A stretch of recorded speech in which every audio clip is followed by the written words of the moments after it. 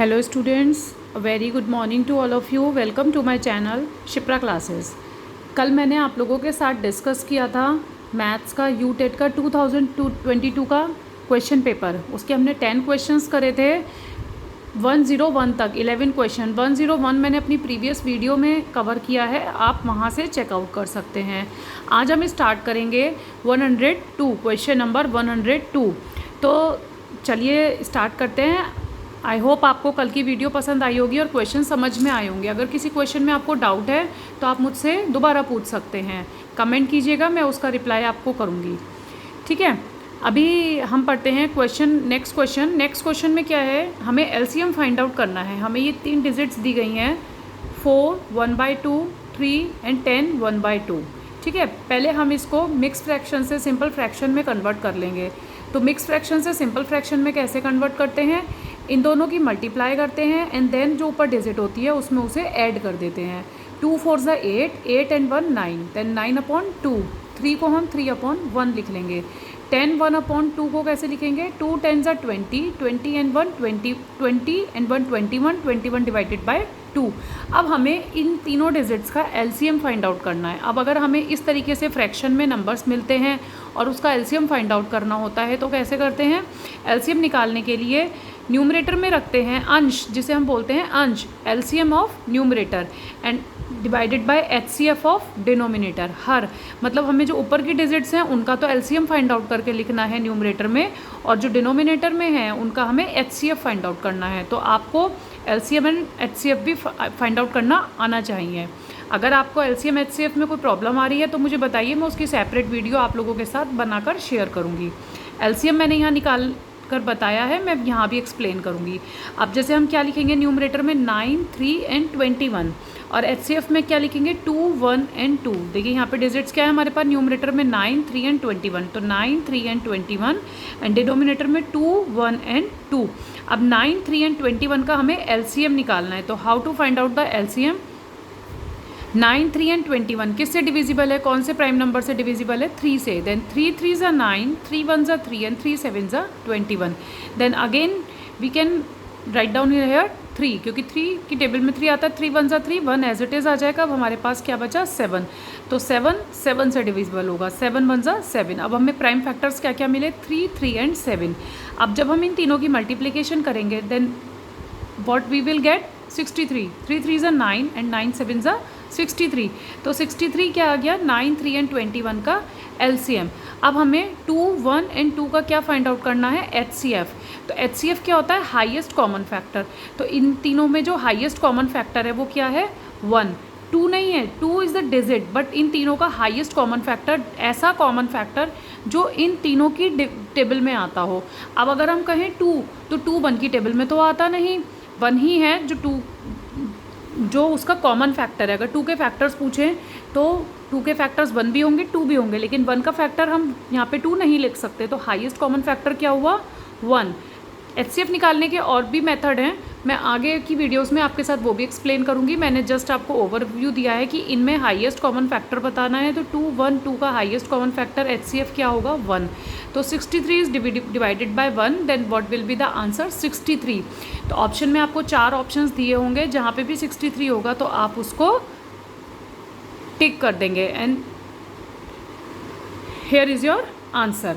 This question is 102। अब हम discuss करेंगे क्वेश्चन नंबर 103।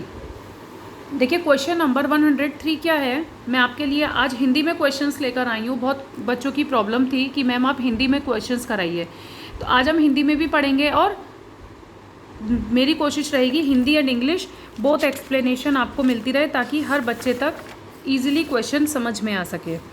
क्वेश्चन नंबर 103, पहले हम क्वेश्चन पढ़ते हैं फिर हम सॉल्यूशन देखेंगे। देखिए क्वेश्चन क्या है, क्वेश्चन है बालू और लोहे के 1 किलोग्राम मिश्रण में 20% लोहा है। समझ रहे हैं ना आप कि बालू और लोहे का जो मिश्रण है वो 1 किलोग्राम है और उसमें से 20% लोहा है। तो जो लोहे की मात्रा को 10% करने के लिए मिश्रण में कितनी मात्रा में बालू मिलानी होगी। तो क्वेश्चन समझ में आया आपको, आई होप। अब हम इसका एक्सप्लेनेशन देखते हैं। देखिए ये 2 मेथड से हम सॉल्व आउट कर सकते हैं। मैं आपको विद फॉर्मूला भी बताऊंगी और विदाउट फॉर्मूला भी बताऊंगी। हमारे पास क्या है, हमारे पास है 1 किलोग्राम मिश्रण। टोटल कितना है, टोटल को हम फॉर्मूले में यहाँ पुट कर देंगे, टोटल मिश्रण यहाँ लिखेंगे। और अभी क्वेश्चन में ये था कि पहले हमारे पास मिश्रण में 20% लोहा है, 20% लोहा है और लोहे की मात्रा को 10% करना है। पहले 20% था और 10% मिश्रण में मिलाना है। तो हमारे को क्या करना होगा, 1 किलोग्राम मिश्रण में 20% माइनस 10% करने के लिए उसमें कितनी मात्रा हमें मिलानी है। तो जो आपको मात्रा हमें 10% करनी है उसी को हम लास्ट नंबर को हम यहाँ नीचे लिखते हैं। प्रीवियस माइनस लास्ट, पहली की परसेंटेज माइनस फिर जब जो हमें मात्रा निकालनी है वो मात्रा यहाँ आएगी और वही मात्रा नीचे आती है फॉर्मूले में।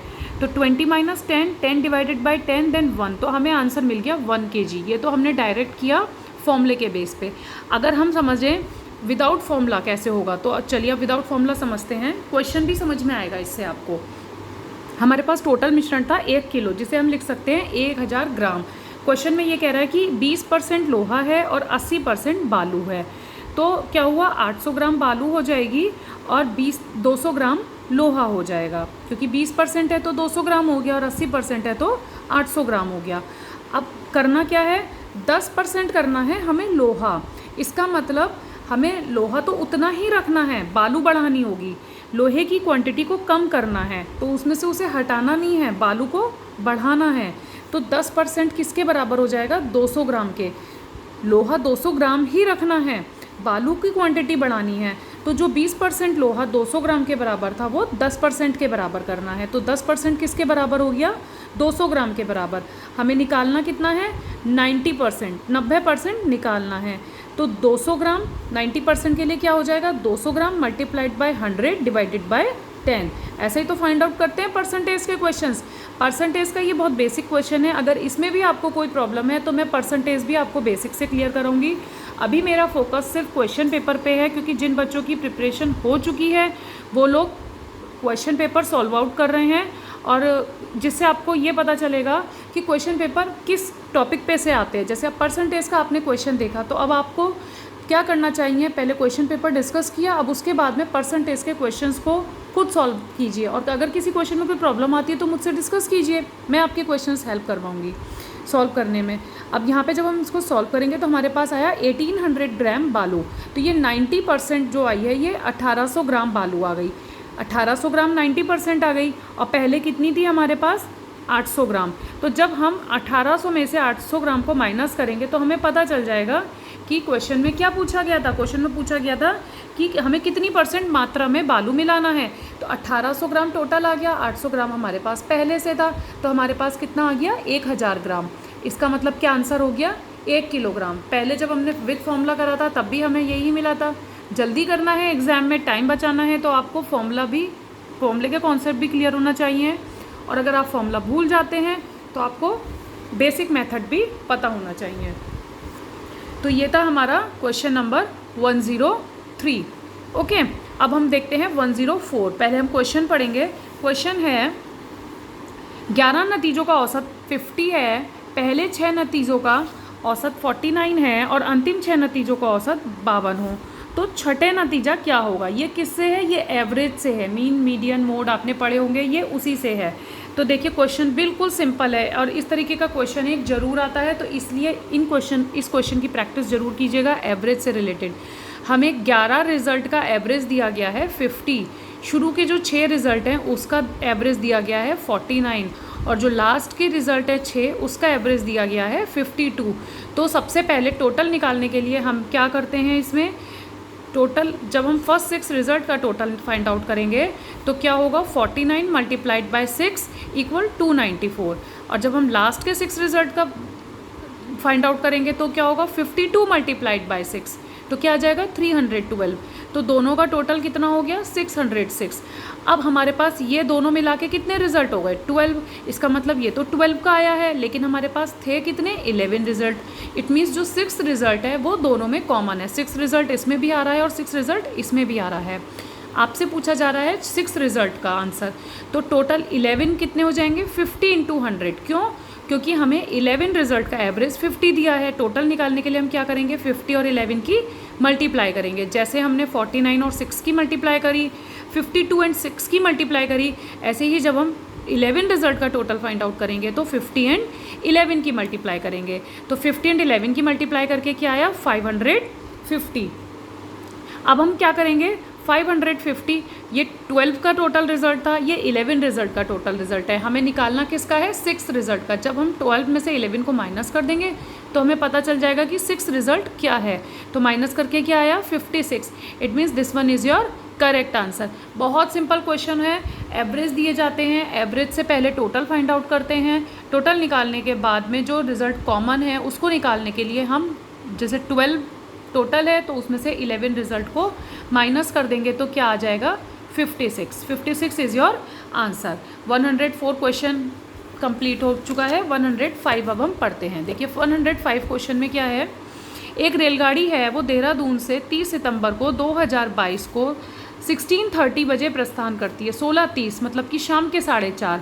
12 बजे के बाद जब हम 13, 14, 15 पढ़ते हैं तो वो 1, 2, 3 ही तो कहलाते हैं। तो 16:30 क्या हो जाएगा 4:30 बजे प्रस्थान करती है और अपने गंतव्य पर 2 अक्टूबर 2022 को 8:45 बजे पहुंचती है। इसका मतलब सुबह 8:45 बजे पहुंचती है। तो इस यात्रा का कुल समय निकालना है। तो सबसे पहले वो 30 सितंबर को निकलती है शाम को 4:30 बजे। 30 सितंबर को कब निकलती है 16:30 पे, जो क्या है 4:30 PM। अब हमारे पास 30 सितंबर कंप्लीट होने में कितने घंटे बचते हैं 12 बजे तक 7.5 घंटे। 4:30 से जब आप 12 में से 4:30 माइनस करेंगे तो कितने घंटे बचे 30 सितंबर के आपके पास 7.5 घंटे। तो वो 7.5 घंटे तो 30 सितंबर को चली और 1 अक्टूबर को पूरे 24 घंटे चली तो 24 ये आ गया। अब उसके बाद में 2 अक्टूबर को वो कब पहुंची अपने स्टॉप पर सुबह 8:45 बजे, यानी कि उस दिन के 8:45 भी वो चली है। तो जब हम 30 सितंबर 1 अक्टूबर और 2 अक्टूबर इन सबको ऐड कर देंगे तो हमें पता चल जाएगा कि वो उस रेलगाड़ी का उस यात्रा का कुल समय कितना था। तो देखिए यहाँ आया 5, 4 एंड 3 7, 8 4 12, 12 और 7 19, कैरी का 1, 2 और 1 3। अब टाइम कब लेते हैं हम 60 में लेते हैं टाइम, यानी कि हमें 60, अगर हम यहाँ 75 में से 60 माइनस करेंगे तो क्या मिलेगा 15 और एक कैरी का यहाँ हो जाएगा क्योंकि 1 घंटा 39 में ऐड हो गया। तो 40:15 इज़ योर करेक्ट आंसर। 14:50 इसका मतलब वो ट्रेन ने कुल कितना समय लिया 40 घंटे 15 मिनट। क्या करा हमने इन सबको ऐड कर दिया। 75 हम नहीं लेते हैं, 1 घंटे में 60 मिनट होते हैं तो 15 मिनट यहाँ लेंगे और इसमें से 60 माइनस करेंगे, 1 घंटा यहाँ जुड़ जाएगा। तो वो 39 का क्या हो जाएगा 40 और जो 75 में से हमने 60 को माइनस करा तो 15 मिनट यहाँ बचे। तो क्वेश्चन में क्या पूछा गया था, इस यात्रा का कुल समय। एक रेलगाड़ी 30 सितंबर से चलती है और 2 अक्टूबर को पहुंचती है तो उसने कुल यात्रा में कुल कितना समय लिया। तो हमने 30 सितंबर 1 अक्टूबर और 2 अक्टूबर तीनों दिन में वो कितने कितने घंटे चली वो हमने उन तीनों को ऐड कर दिया। बहुत सिंपल, बहुत बेसिक क्वेश्चंस हैं। ये सिर्फ बेसिक क्वेश्चंस होते हैं, बस इनके आपको ट्रिक्स पता होनी चाहिए तो बहुत जल्दी क्वेश्चन सॉल्व होते हैं। अब नेक्स्ट क्वेश्चन पढ़ते हैं हम। नेक्स्ट क्वेश्चन है 10 वस्तुओं का क्रय मूल्य है 9 वस्तुओं के विक्रय मूल्य के बराबर है। क्रय मूल्य क्या होता है कॉस्ट प्राइस और विक्रय मूल्य क्या होता है सेलिंग प्राइस। जिस पे हम खरीदते हैं उसे क्रय मूल्य बोलते हैं, जिस पे हम बेचते हैं उसे विक्रय मूल्य बोलते हैं। तो 10 वस्तुओं का जो क्रय मूल्य है, जो कॉस्ट प्राइस है, वो 9 वस्तुओं के सेलिंग प्राइस के विक्रय मूल्य के बराबर है। तो हमने क्वेश्चन के हिसाब से इक्वेशन बना ली। अब यहाँ पर कॉस्ट प्राइस ऐसी रहा और हमने सेलिंग प्राइस इसके नीचे लिया है। 9 ऐसे ही रहा, 10 हम इसके नीचे लिया है। इसका मतलब जो वस्तु की कॉस्ट प्राइस 9 रुपये है वो सेलिंग प्राइस 10 रुपये है। इसका मतलब हमें इसमें 1 रुपये का फ़ायदा हो रहा है। हमने कोई चीज़ 9 रुपये में खरीदी और 10 रुपये में बेच दी तो हमें 1 रुपये का फ़ायदा हुआ। तो प्रॉफिट कितना आया हमारा 1। हमें प्रतिशत लाभ निकालना है। प्रतिशत लाभ को क्या बोलते हैं प्रॉफिट परसेंटेज। मैं हिंदी और इंग्लिश दोनों में कोशिश कर रही हूँ कि आपको समझ में आए। जो बच्चा हिंदी में समझना चाहता है वो भी समझ पाए और जो बच्चा इंग्लिश में समझना चाहता है वो भी समझ पाए। तो प्रॉफिट परसेंटेज निकालने के लिए फॉर्मूला होता है profit divided by CP multiplied by 100। Profit कितना हुआ हमें 1 रुपये का। कॉस्ट प्राइस क्या थी हमारी 9 मल्टीप्लाइड बाय 100, 100 डिवाइडेड बाय 9। तो जब 9 से आप 100 को डिवाइड करोगे तो हमें क्या मिलेगा 11 होल 1/9। ये तो बेसिक आप कर सकते हैं ना कि मिक्स फ्रैक्शन से सिंपल फ्रैक्शन में कैसे करना है और सिंपल फ्रैक्शन से मिक्स फ्रैक्शन में कैसे करना है। तो जब हम 100 डिवाइडेड बाय 9 करेंगे तो what will be answer 11 whole 1/9। तो this one is your correct answer. इतने क्वेश्चंस कीजिए, इतने क्वेश्चंस की प्रैक्टिस कीजिए। मैं कोशिश करती हूँ आगे और वीडियो बनाती हूँ और अपलोड करती हूँ। इतने आप इन क्वेश्चंस की प्रैक्टिस करते रहिए। वीडियो बहुत लंबी हो जाएगी तो मैं थोड़े थोड़े क्वेश्चंस आपको कराऊंगी ताकि आप समझ भी पाएँ और आपको धीरे धीरे सब चीज़ें क्लियर होती रहें। और अगर आपको वीडियोस पसंद आ रही हो तो मेरे चैनल को लाइक कीजिए, शेयर कीजिए एंड सब्सक्राइब कीजिए। एंड कोई भी प्रॉब्लम हो तो कमेंट कीजिए। Thank you for watching.